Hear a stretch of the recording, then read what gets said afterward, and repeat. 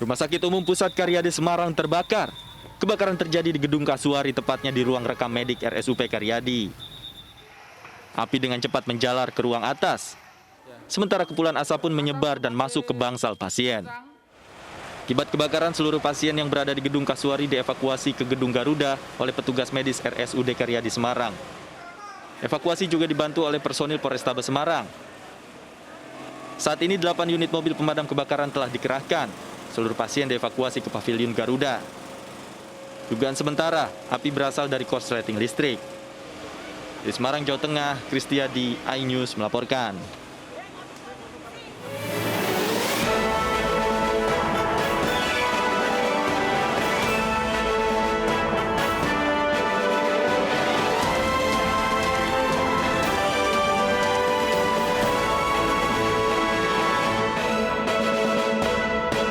Indonesia rajut asa menuju juara di leg kedua.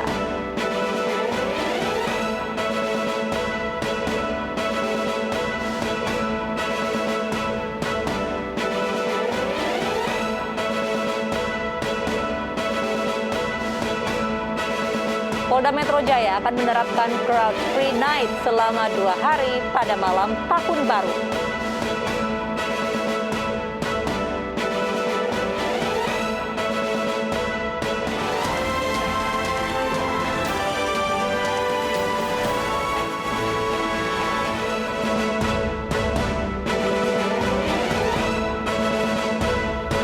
Selamat malam pemirsa. Selain informasi tadi, kami juga akan menghadirkan perkembangan terkini kebakaran di RSUP Karyadi Semarang. Bersama saya, Mirpa Suri. Inilah iNews Malam selengkapnya.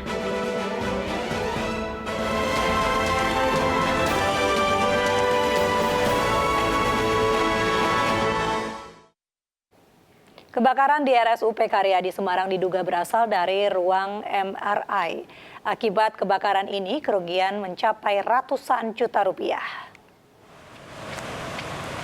Pihak Rumah Sakit Karyadi Semarang menjelaskan penyebab kebakaran yang terjadi di ruang MRI. Api diduga berasal dari korsleting listrik pada alat MRI yang dimiliki rumah sakit. Alat tersebut diduga korsleting dan memunculkan api yang menyebabkan merambat ke ruangan lain. Seluruh pasien dan dokumen penting hasil diagnosa MRI telah dievakuasi ke tempat yang aman. Total ada 50 pasien yang dievakuasi ke ruangan lain, sementara Gedung Kasuari yang terbakar ditutup sementara untuk kepentingan penyelidikan. Akibat kebakaran ini, kerugian mencapai ratusan juta rupiah. Itu MRI kami pengadaan tahun 2014 ya.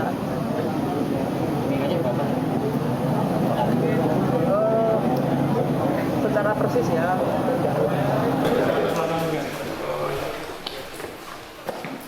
Sementara Gubernur Jawa Tengah Ganjar Pranowo turut meninjau RSUP Karyadi Semarang. Ganjar mendatangi Gedung Kasuari yang merupakan titik kebakaran di ruang MRI.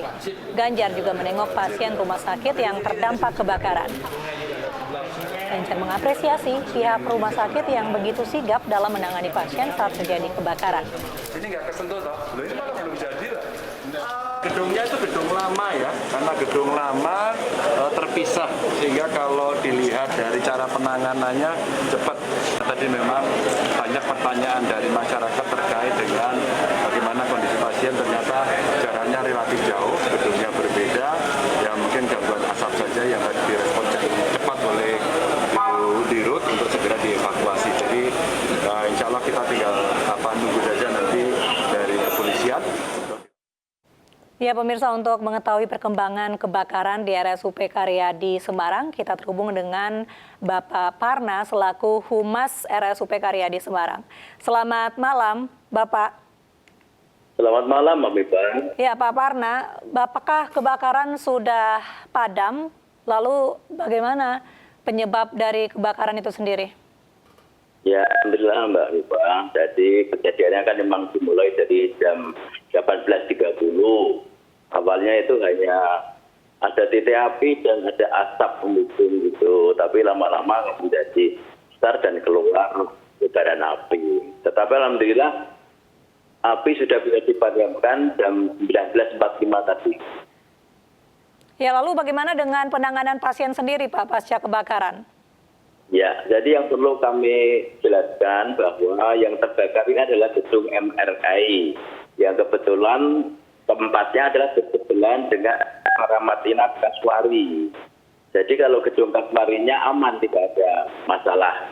Hanya karena bersebelahan dengan gedung yang terbakar, tentunya kita antisipasi dari kemungkinan hal yang tidak kita inginkan.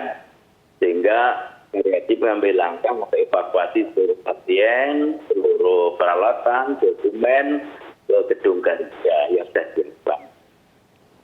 Ya, Pak Parna, berarti untuk saat ini diketahui memang korsleting listrik di ruangan MRI asal dari kebakaran itu sendiri?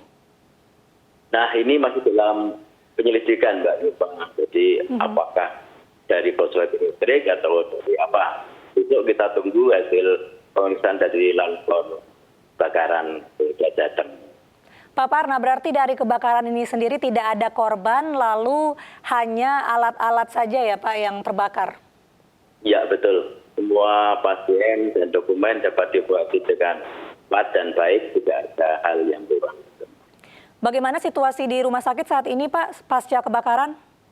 Sudah kembali normal, dari tempatnya gedung Kaswari sudah dibersihkan bersama-sama, sudah disteril semuanya, namun terkendali, Mbak, tidak masalah. Ya, rumah sakit aman terkendali artinya dapat beroperasi secara normal dari malam ini hingga seterusnya ya Pak? Ya, mudah-mudahan seperti itu. Baik, terima kasih Pak Parna selaku Humas Rumah Sakit Karyadi Semarang atas informasi yang diberikan.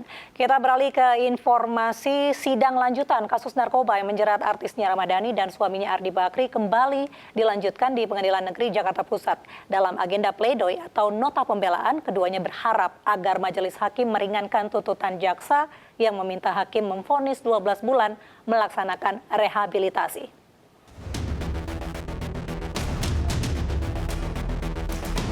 Artis Nia Ramadhani dan suaminya Ardi Bakri beserta sopir Zen Vivanto membacakan pledoi atau pembelaan di Pengadilan Negeri Jakarta Pusat.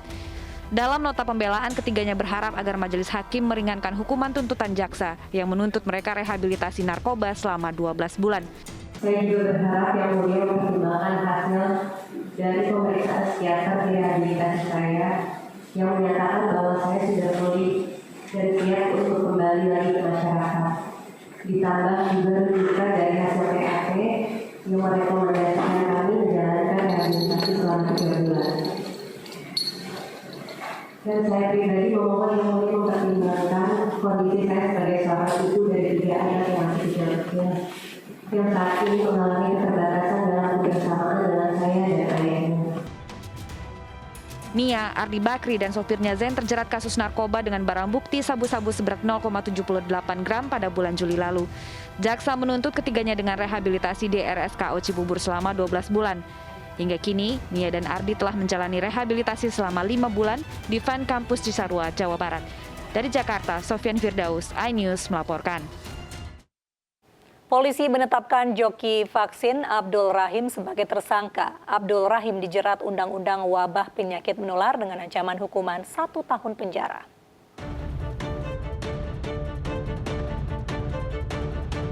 Setelah diperiksa selama 7 jam, polisi menetapkan Abdul Rahim joki vaksin sebagai tersangka. Abdul Rahim dinilai menghalangi pelaksanaan vaksinasi COVID-19 dengan cara mewakili orang lain menjadi peserta vaksin dengan imbalan uang. Ia dijerat pasal 14 Undang-Undang Nomor 4 Tahun 1984 Ayat 1 tentang wabah penyakit menular dan Perpres Nomor 14 Tahun 2021 tentang pelaksanaan vaksinasi COVID-19 dengan ancaman hukuman 1 tahun kurungan serta denda Rp1 juta. Meski ditetapkan sebagai tersangka, Abdul Rahim tidak ditahan dan hanya dikenakan wajib lapor karena ancaman hukumannya 1 tahun.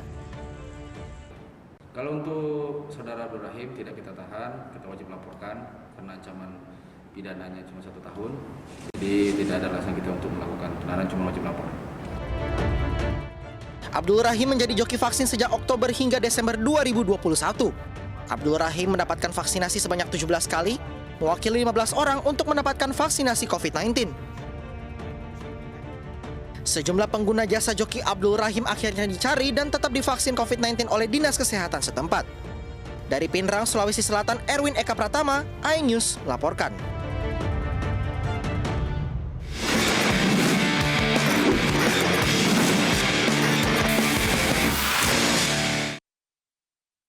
Pemirsa, Indonesia masih memiliki peluang juara Piala AFF 2020 walau sangat kecil, yaitu harus menang 5 gol. Sepanjang sejarah sepak bola, banyak kejadian tim bisa memutarbalikkan keadaan pada leg kedua.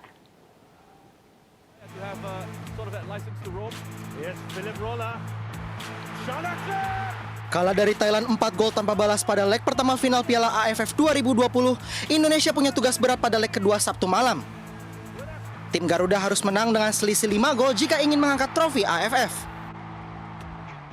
Bahkan Menteri BUMN Erick Thohir yang pernah menjadi Presiden Inter Milan tetap optimis dan berharap Indonesia bisa comeback seperti yang pernah terjadi di sepak bola Eropa.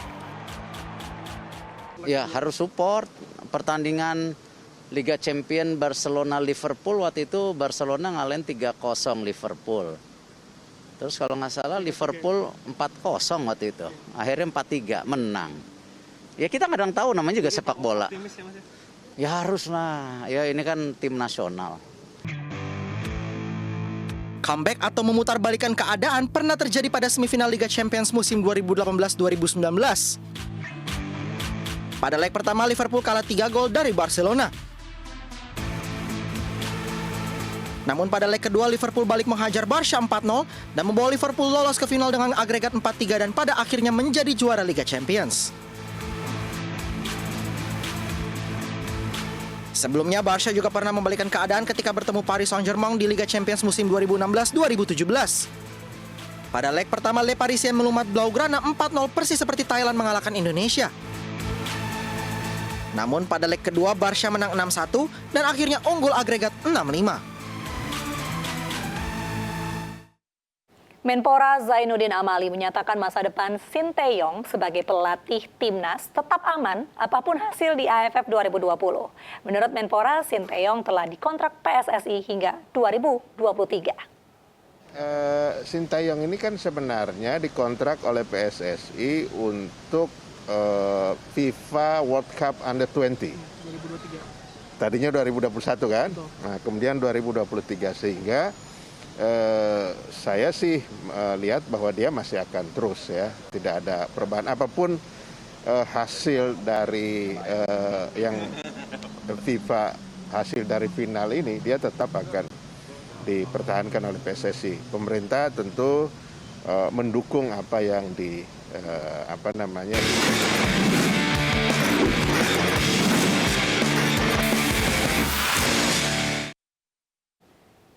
Polda Metro Jaya akan menerapkan crowd free night pada malam tahun baru yang akan berlaku di 11 ruas jalan Jakarta. Selengkapnya usai jeda.